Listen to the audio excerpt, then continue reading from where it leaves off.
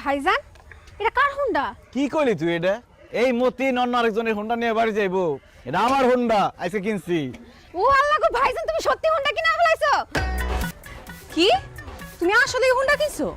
অবশ্যই হুন্ডা কিনছি। কালকে সকালবেলায় হুন্ডা দিয়া তোমার নিয়ে ঘুরতে বাইরমু, তারপর আমার শ্বশুর বাড়িতে যাবো এই হুন্ডা নিয়ে। আমি তোমার একবারও কইছি হুন্ডা দিয়ে আমি আমার বাপের বাড়ি যাবো? তুমি আইছো মাত্র 6 মাসের জন্য, এর মধ্যে এত টাকা খরচ করে এই হুন্ডা কেনার কোনো দরকার আছে? অবশ্যই দরকার আছে। আমি মতিন সৌদির রাজা বাদশার সাথে আমার উঠা বসা, আর আমি গ্রামে এসে হাইটা রিক্সায় করে এদিক সেদিক যাবো, এটা কি আমার সাথে যায়? হুন্ডাই করে যাবো, এটা মানায় আমার সাথে। এখন থেকে যদি হাম্মামে মানে লেট্রিনেও যাই, তাও হুন্ডা নিয়ে যাবো।